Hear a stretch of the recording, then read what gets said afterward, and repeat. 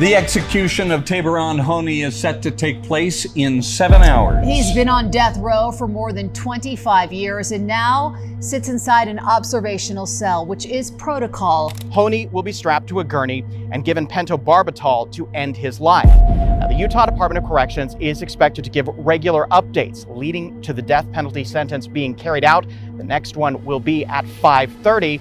Both the prisons here in Salt Lake City and in Gunnison are on lockdown until the execution is carried out. After being on death row for 25 years, Taberon Honie's execution marks a turning point. His crime, the brutal killing of his ex-girlfriend's mother, Claudia Benn, who strived to protect her grandkids. Honie's troubled call to his ex-girlfriend before the murder continued to haunt Utah for decades. Let's dive deeper into the chilling details of the case of Taberon Honie and what drove him to commit this crime. Taberon Honie, who was born on the 29th of October 1975, grew up in First Mesa, a Hopi reservation in Arizona, along with his 5 siblings. According to the petition, Honie was raised in poverty and faced familial issues. Honie reportedly drank alcohol and smoked marijuana in the early years of his childhood. On the night of July 9, 1998, 22-year-old heavily intoxicated Taberon Honie made a threatening call to his ex-girlfriend, Carol Pikiavit, and asked her to meet him. Carol, however, refused to meet him, partly because she had work commitments. Honie didn't want to hear a no from her and therefore frightened Carol by saying if she didn't meet him, he would kill her mother, Claudia Benn, and her 2 nieces, making off with their 2-year-old daughter. This gentleman breaks into this lady's home. He knows her. He beats her, brutally beats her, bites her. Then he slits her throat 4 times with a 13-inch knife. Then he uses that knife to sexually mutilate her. Claudia didn't change her mind and turned down his request, knowing that wasn't the first time he had threatened her like this. Honie kept trying and made 2 more calls to Carol before she and her sister Benita left for work before 10:30 p.m. Claudia Benn used to look after her 3 granddaughters, 2 preschool daughters of Benita and 1 of Carol's, as 2 mothers worked. Just after an hour of the last phone call, Honie booked a cab and arrived at Benn's house in Cedar City, Utah. He broke down the glass sliding door using a rock and entered the house. Benn, who was with her 3 granddaughters, tried to protect herself and the kids using a kitchen knife. However, Honie overwhelmed her soon and turned her knife to her throat, cutting her throat ear to ear and down to the spine. The night Claudia was killed, she was babysitting her 3 grandchildren. Honie went into Claudia's home because Claudia was helping her daughter by letting her stay there. At around 12:30 a.m., someone in the neighborhood called 911 to report the incident. As police arrived at Benn's residence, they found a shattered glass door. The police ordered everyone in the house to come out. This is when Honie made his way out through the garage, his hands and forearms completely covered in blood. Officers asked him to raise his hands while interrogating him about the blood, to which Honie replied, "I stabbed her. I killed her with a knife." Honie was then arrested after he confessed to his crimes. As they went inside the house, officers found a partially nude, lifeless body of Claudia Benn in the living room. A bite mark was visible on her left arm with a large knife beside her. Benn's lower body seemed to be mutilated, with 2 deep stab wounds to her genitalia, causing damage to her pelvic cavity of her abdomen. Honie was also about to her, but stopped only when he learned that Benn was dead. In 1998, Honie broke into Claudia Benn's home in Cedar City, killing her with a butcher knife in front of her grandchildren, including Honie's own daughter. Officers kept looking around the house when Claudia's 3 granddaughters, aged between 22 months and 4 years, appeared from the back of the house. Each one of them had blood on them, but one of them was covered in blood from head to toe. It was Benita's daughter. She was wearing underwear with a t-shirt when Benita and Carol were leaving for work. When she was found, she was only wearing a t-shirt. As she was dressed again, someone spotted her underwear covered in blood. It confirmed that Honie also her after murdering, mutilating, and assaulting Benn. After Honie was arrested, he was investigated 3 times separately in the next morning. Each time, Honie expressed remorse for the murder and said she wasn't meant to die. The state of Utah had charged Honie with aggravated murder. I'm not trying to say that the crime didn't happen. It did happen. I'm not trying to say, no, this didn't. It did happen. I'm the one that did those things. I'm the one that took Miss Benn's life. According to Honie, he was heading towards Benn's house with the thought that he would sleep under the porch until Carol came back from work. However, when he arrived at her house, Benn and Honie began arguing. Honie told police that Benn started the argument and insulted him from the glass sliding door when Honie lost it. He then shattered the glass door and went inside. Honie said he just wanted to frighten Benn. As per court records, Benn was waving a butcher knife but was overtaken by Honie, with him holding the knife to her throat. Honie said during the struggle, both of them tripped and Benn landed on the blade, cutting her throat. Honie waived his right to trial by jury and chose a bench trial. On May 20th, 1999, Honie was sentenced to death for aggravated murder, burglary, object, and forcible. He decided to let a judge decide his sentence instead of a jury. In the quarter century since, his attorneys have tried to appeal, but the U.S. Supreme Court decided to file the execution warrant this June. On January 11, 2022, Honie's death sentence was upheld by the Utah Supreme Court, as Honie lost his first round of appeals. In 2003, Honie aimed for post-conviction relief in Utah District Court, referring to the errors made during his trial. In 2005, Honie submitted an affidavit with the claim that he couldn't make sense of the aspects of the jury waiver and asked his attorney to withdraw the waiver. In 2011, the Utah District Court rejected the relief on Honie's claims. In May 2015, Honie reached out to federal court for relief, giving 14 claims. However, on June 12, 2019, the federal district court turned down all of his claims. On May 1, 2024, the Utah Attorney General submitted a request for Honie's execution warrant. On May 24, 2024, the judge rejected a lawsuit questioning Honie's execution methods of lethal injection and death by firing squad. On June 10th, his death by lethal injection was set for August 8, 2024. The judge here in Cedar City signed the death warrant, setting an execution date of August 8th. Taberon Honie will be put to death by lethal injection. Let's play back what the judge had to say in court. The lethal injection with a new combination of drugs was chosen, having fentanyl, ketamine, and potassium chloride, which was never used in any execution. Honie went for an appeal to replace his lethal drug injection with a single dose of pentobarbital, arguing that a 3-drug combination would cause unnecessary and severe pain. The Utah Department of Corrections says it will instead use ketamine, fentanyl, and potassium chloride. Honie's attorney said in a lawsuit, Honie does not suggest that a method of execution must be instantaneous or painless to meet constitutional standards.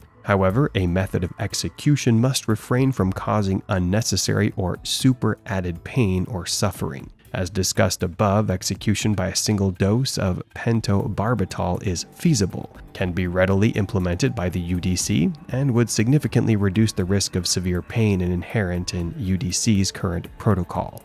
Defendants, therefore, are constitutionally obligated to employ such methods. In July, Honie submitted a mercy petition to the Utah Board of Pardons and Parole, mentioning his childhood traumas and poverty as justification for his crimes. Honie's attorney discussed the childhood of Honie and his parents, saying that both Honie's mother and father saw domestic issues as children and were snatched away from their families. They were sent to Indian boarding schools and never knew how to raise kids before they began parenting their kids without electricity and running water. They lived in a 2-room house with their parents fighting and drinking each day. The attorney claimed that the kids had no place to escape as they were living in a small house. Today, less than 20 days away from that scheduled execution, he's asking the board to spare him of the death penalty.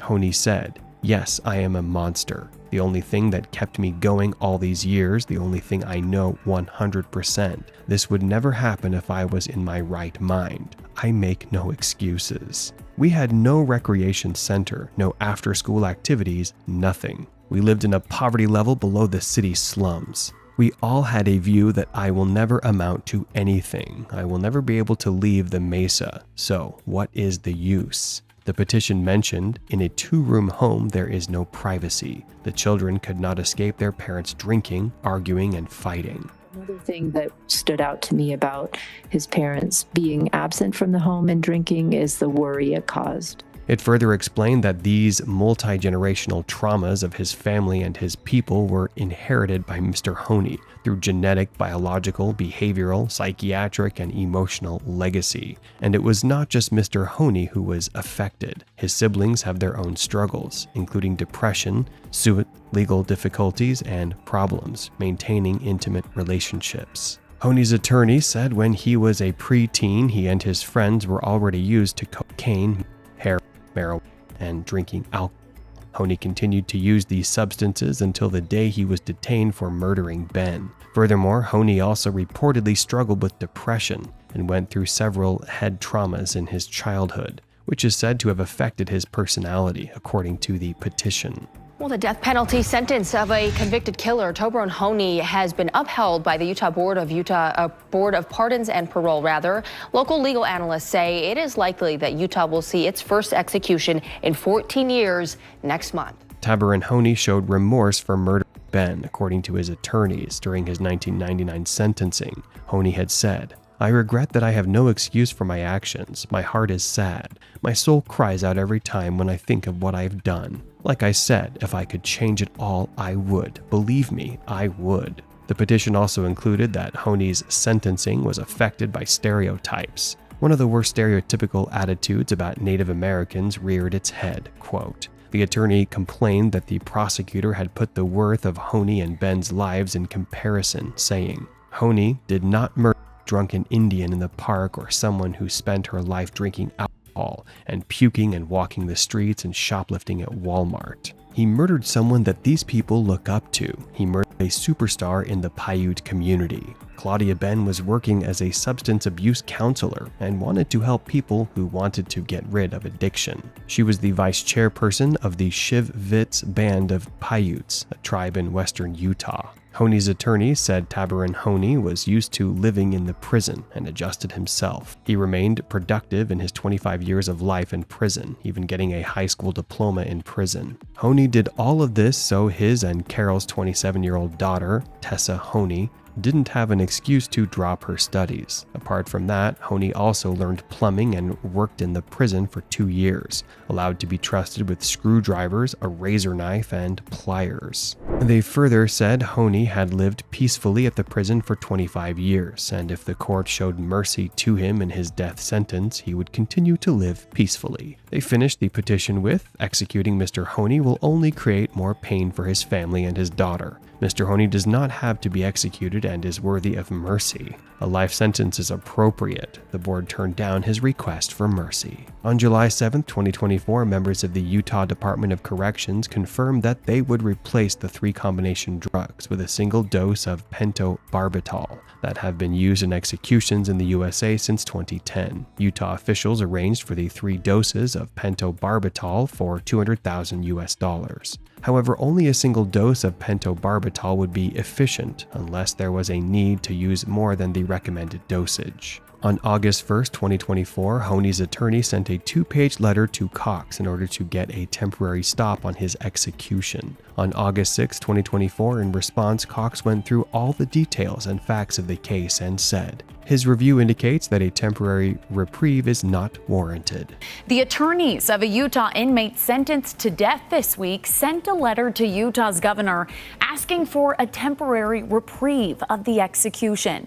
Taberon Honie is his name. He's the Southern Utah man who murdered his ex-girlfriend's mother and is scheduled for execution this week. He further said, "Indeed, it is not clear to me that any benefit would come from delaying Mr. Honie's sentence further." Cox said he fully knew that Honie has had every opportunity to challenge his sentence since it was imposed 25 years ago. On August 8, 2024, the day of execution, Ben and Honie's family members were gathered and sat in the rooms next to the execution chamber. Multiple lawmakers, government officials, and reporters witnessed the execution. At around 12:02 a.m., the prison warden, Bart Mortensen, read the death warrant. Honie had his last meal before the execution, which was a cheeseburger, milkshake, and fries. Honie spoke his last words. "From the start, it's been, if it needs to be done for them to heal, let's do this. If they tell you you can't change, don't listen to them. To all my brothers and sisters in here, continue to change. I love you all. Take care." Honie was tied to a gurney in the execution chamber. From the start, it's been,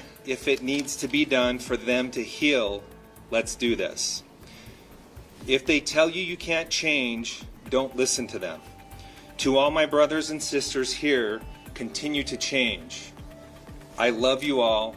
Take care. At around 12:04 a.m., Honie was given the first dose of pentobarbital, which reduces brain activity and ultimately nervous and respiratory systems. As the dose began, Honie said to the two officials, "Thank you for taking care of my family." He then turned toward the room in which his family was sitting, separating them with a reflective glass. Honie said, "I love you." At around 12:14 a.m., a second dose was given to Honie, and at 12:21 a.m., the EKG confirmed that Honie's heart was stopped, as the prison director and warden dragged the white sheet over his head. After his death, Honie's father and cousin made their way into the execution chamber and performed the death ritual. Honie had spent his last day speaking to his family, including his daughter, mother, father, 3 of his sisters, 2 cousins, a brother-in-law, and his aunt. According to the records, later, Honie also slept for 2 hours and was given a tablet to watch movies. Instead, Honie used the tablet to listen to music, staying in his room alone. Taberon Honie is now alone by himself in that observation cell. He'll be that way for the next approximately hour and a half until it's time to move him to the death chamber. We're told that he's given that time to essentially process his emotions and feelings from his meetings throughout the day. 2 miles away from the prison was a free speech zone in which 24 protesters gathered and condemned the death penalty by Honie. They sang and prayed together, waiting to get the word of Honie's death. Taberon Honie is the first person to be executed in Utah in 14 years after Ronnie Lee Gardner in June 2010. That's it for today's video. If you liked watching this case, give it a like and subscribe to our channel. Share your thoughts about Honie's death through lethal injection in the comment section below.